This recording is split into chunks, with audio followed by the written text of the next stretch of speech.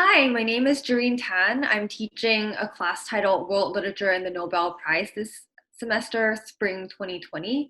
And as part of the course, I had my students do a remote museum activity where we close looked a couple of objects that myself and Ellen Alford had picked out before. My name is Ellen Alvord, and I'm the Associate Director for Engagement and Academic Programs at the Art Museum. And it was such a pleasure to work together on this project. So we look forward to being able to incorporate all the student comments into a look at these three works of art. So our first work was by an artist named Christian Boltanski called The Jewish School.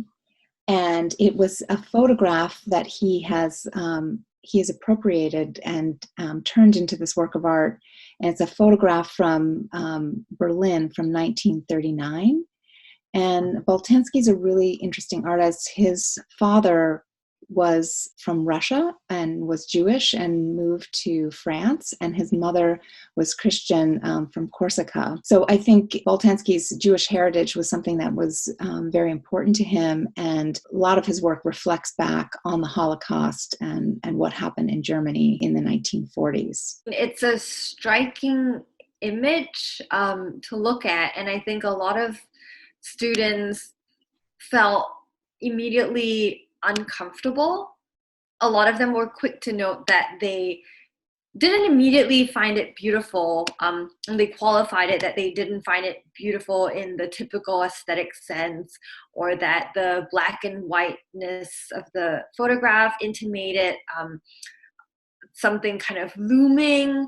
At the same time that they also acknowledge that all the faces you see, and there are many faces, are smiling, right? That there's a certain joy to the picture at the same time that they intimated something to come. And I told them to hold off on reading the description before kind of responding to the image first, but I think the title of the image and the year that the image was taken kind of gave it away.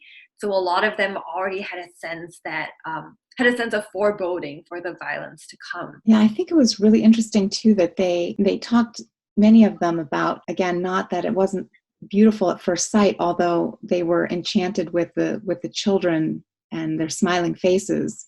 But once they were able to put together the timing of this photograph and knowing what the future held, that it just created this eerie feeling for them. And they also honed in on the way this photograph was cropped and the fact that you just see the sea of faces and you don't actually understand how far back it reaches or what the environmental context is, like where they are. And another thing that I loved that they were saying is the scratch marks in the photograph itself kind of created this sense of motion, which I thought was really interesting. Yeah, and they all remarked too that what part of what makes it eerie or kind of heartbreaking and painful is that they're not just smiling people, but that they're children. And so the innocence of their joy clearly shows that they're completely oblivious and ignorant of what is to come. And that is part of what makes it all the more kind of harrowing to look at. It's so true. And I think at least one student made the point, they're not depicted as victims because of this earlier moment, yet at the same time, there's this knowledge of what is to come. And I thought that was really interesting to think about the idea of victimhood. Yeah, absolutely. And a number of them connected this image to a couple of novels that we've read in the class. So the two that most of them kind of found associations with were Kazuo Ishiguro's When We Were Orphans. And Ishiguro often writes about war and the trauma of war and how it is remembered. He's very interested in memory. And When We Were Orphans is set in interwar Shanghai. And the protagonist is a detective who lived in Shanghai as a child and moved to London after, but has this sort of idyllic memory of Shanghai, which is sort of blown apart, like his memory is exposed for being a complete illusion when he returns in the middle of the war and is made to confront all the political, historical violence that was always there in that space. So a lot of them made that connection here to the idea of again, being children and being kind of oblivious to, ignorant of certain things that are brewing in the world in a certain moment, and how kind of heartbreaking it is to witness that innocence. And also, Kenzaburo always teach us to outgrow our madness. So Owe writes a lot about the post-war Japan and the trauma of the war, especially on children. And he doesn't tackle the subject of war in direct ways. He's often using very layered metaphors, very convoluted allegories to kind of complicate our experience of something that's really horrible. And at first it seems sort of absurd or comical. His short stories are very, very absurdist.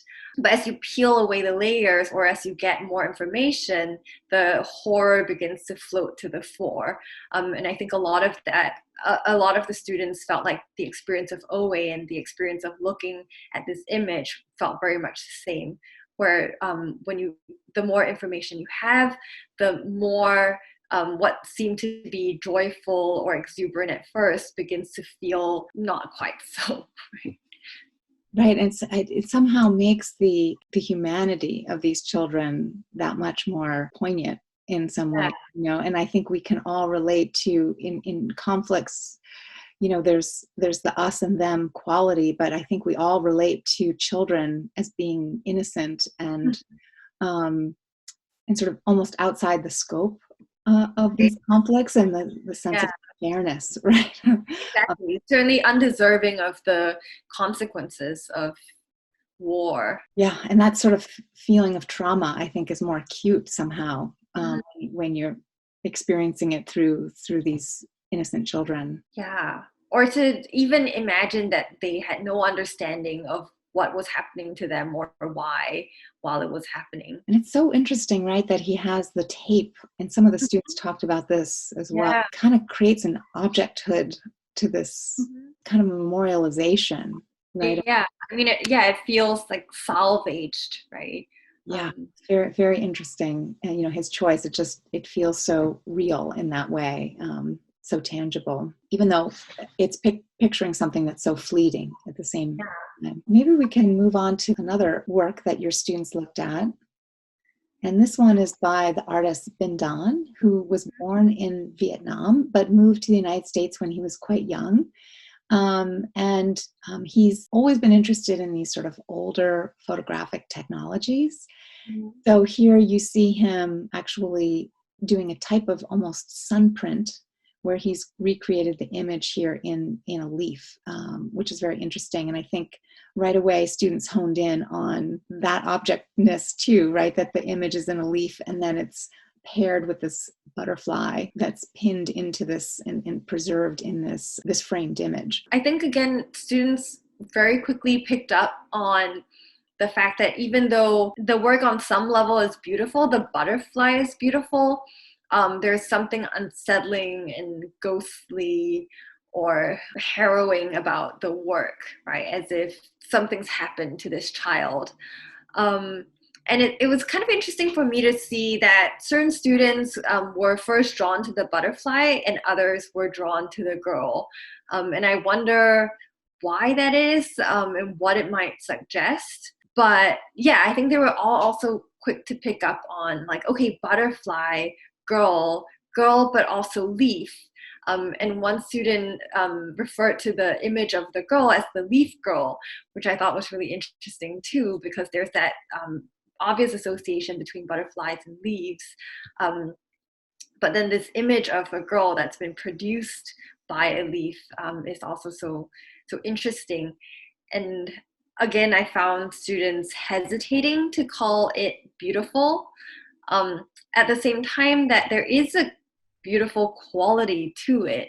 But I think it's the suggestion of violence, the sense that something bad has happened or transpired that kind of prevented students from using that word. And I think it was cause for a lot of them to reflect on the idea of aesthetics, right? What do we call beautiful? And if something is beautiful but comes from a violent past, do we still want to call it beautiful? And how does that complicate our ideas of the beautiful in general? Right. And I think maybe just even the facial expression of the girl is a little bit unsettling. And unlike the previous image where there were smiling children, there's uncertainty in the eyes of this child, and it reflects the situation this child was in, because this is a Cambodian girl who was killed during the time of the Khmer Rouge, and these images of those who were captured and then later killed are now available in a museum to memorialize what happened. And Ben Don took those images and was able to recreate them in these leaves. And it's actually, the process is called a chlorophyll print. And Mm-hmm. he literally lays a transparency over top of a living leaf. And then he lets the sun shine through, and the areas that are dark block the leaf from developing the chlorophyll. So you literally have, without chemicals, an image that is created through the process of photosynthesis in the leaf. That's so fascinating. I mean, you've told me about this before, but I still find it so fascinating. And I think that comes up in one comment that a student made about how looking at this image made them think of death. And I quote them: "Death and loss are written all over the piece. There's a dry leaf, a faded image of a child, a pinned butterfly." And that just seems striking to me, because on the one hand, the vibrancy of the colors of the butterfly, even off the chlorophyll print, suggests kind of energy. That at the same time, I think the student's entirely right that like the pinned butterfly suggests that it's already dead or will be dead, as a function of its being part of the artwork. The faded image also suggests that the child is already lost, either to violence or to time. And the leaf is also a dead leaf, right, which gave up its life in doing this work, this artwork. And I think that that dichotomy and that balance is so poignant and really interesting in how it kind of comes together in the creation of this piece. I think that's so true. The delicacy of both the butterfly and the leaf, sort of suggesting the fragility of life, and also this idea of loss, and and speaking to this idea of violence, really moving in this work, and maybe a little haunting too. Yeah, absolutely. And I mean, maybe I'm getting a little ahead of myself here, but also it's so striking because it's the one face compared to the Boltanski we just looked at, where it's, I mean, it's hard to pick out one child to focus on, at first at any rate. And in this one, you're given the one butterfly, the one girl's face. Mm. All right, well, maybe we can move to the third one. So this next work is by the same artist, and is from the same series, where now we see many children who were lost during this time. And each one was one at a time. Their image was created, through the process of photosynthesis in each of these leaves. And what he does is, because the leaves are so fragile, he sets them on a backdrop and encases them in a special resin and frames the whole object. And that's how he is able to preserve all of these fragile leaves. And I think many of the students sort of picked up on the multiplicity of seeing all of these faces, and the kind of the sober expressions, the sense of uncertainty in their faces. Yeah, and a couple of students also picked up on the fact that it feels random, right? Like the faces are scattered across the piece. At the same time, that it's also, if you look a little closer, suggestions that everything is very deliberate. That like the outlines of each cutting are very deliberate. Like some have a little kind of pattern to them, others are more sort of circular.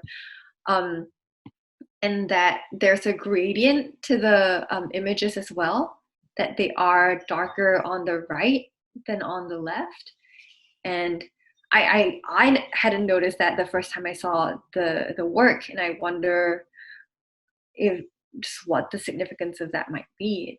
I mean, now that I see it, I can't unsee it, the fact that it grows darker on one side. I wonder if you have any ideas. It's something I hadn't noticed until your students pointed it out. So I think it was a really, really astute observation. And you're right, you can't unsee it once you start to see it, and it kind of creates a flow of the way your eyes move across this image. And even some of them in the middle seem to have a duality of light and dark as it's transitioning from the right up to the left. Mm-hmm. It's really interesting. Like some of this, like this girl's face here and up here, there's kind of, sort of this transitioning from dark to light. And I mean, the randomness of the sizes also. I mean, I thought it was interesting that one student said it made her think of a family tree, the way it was kind of mapped out. But then what made them realize it wasn't a family tree was that looking closer, they realized that all of the faces are of children rather than of adults. So once again, it's all of children, and it's all children's faces, and that's what makes it feel more eerie in some ways, again, because of, I think, the suggestion of the loss of innocence, that the people who possibly suffered the most violence or harm were those who had no protection against it and who were really innocent, like children. It also kind of reminds me how history repeats itself, in different times, in different cultures.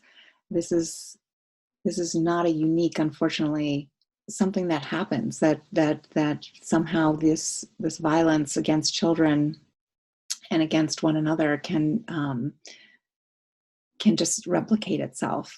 And in the same way that there's kind of this repetition within the work itself of these multiple faces.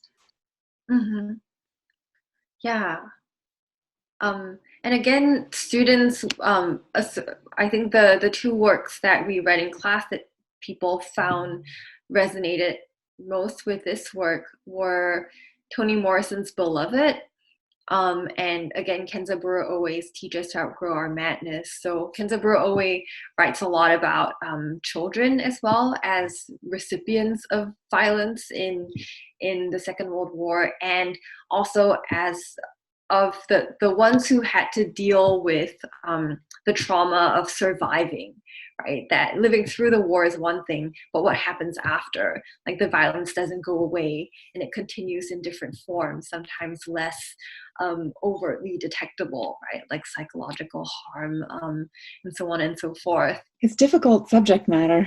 Maybe we can move to the comparison of this last work by Bindan with the first work that we were talking about by Boltanski. It's interesting to see them side by side, isn't it?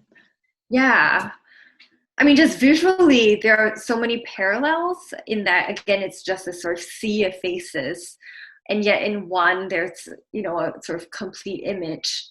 And in the other, the hand of the artist is so much, I mean, it's so clear what the artist is trying to very deliberately do, right? Like cutting out the pieces and putting them in this like random spread. There's also the sense of the fadedness that happens, I think, with both the photographs and the leaves, and this trying to capture this ephemeral past and somehow preserve it, I think seems to really come across in both works to me. Yeah, and I think in the Bindan, there's, a lot more white space. There's actual space between the faces. But what is interesting is that when put side by side this way, I don't think in both pieces, I find it equally hard to sort of zero in on any individual, right? That I feel as overwhelmed by the numerousness and randomness of the faces that I'm confronted with. Yeah, there is that randomness. At the same time, there is very specific preservation of these. That these were each children that were, real people in this world and not just statistics. Mm-hmm. It sort of bears witness to that individuality Mm-hmm. at the same time, which I think is really interesting. And Mm-hmm. something Bindan talked about that I think is also interesting is this idea of the landscape bearing witness to this atrocity. And so in some ways, this very literal rendering Right. of the faces in these leaves, and trying to preserve something that otherwise is too easy to forget or to Yeah. impersonalize. Right. They're very interesting together. Even the sepia tones, I think, are very interesting. Yeah. It reminds me, your students were talking about, again, this idea that they're not immediately beautiful, Mm-hmm. and that they kind of appreciated not aestheticizing these traumatic moments of violence in our histories.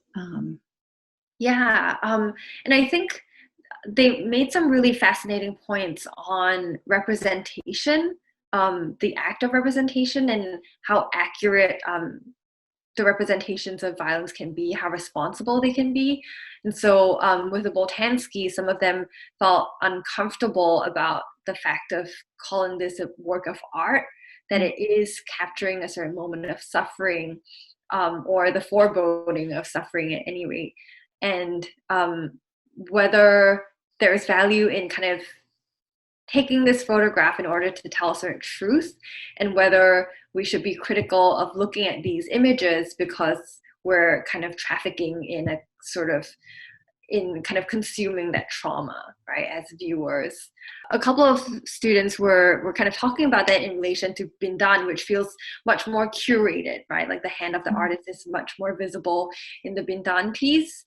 And I think that led them to think about, the role of art in trying to tell the truth of something that is unrepresentable at heart, and whether something that's less accurate, right? Like the photograph as being imagined to tell a kind of whole truth versus the manipulation of it being in fact a way to acknowledge the insufficiency of the media that we have at hand to tell any accurate truth at all. Mm.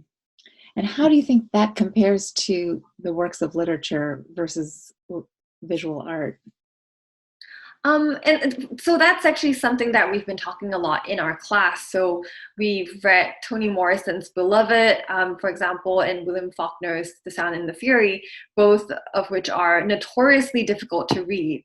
The style is difficult, the form is kind of laborious, right? These writers don't make reading easy, they mean to make it difficult. And part of staying with that difficulty is the experience that they want to create, right? That they're kind of trying to address the question of how do you represent something that is unrepresentable?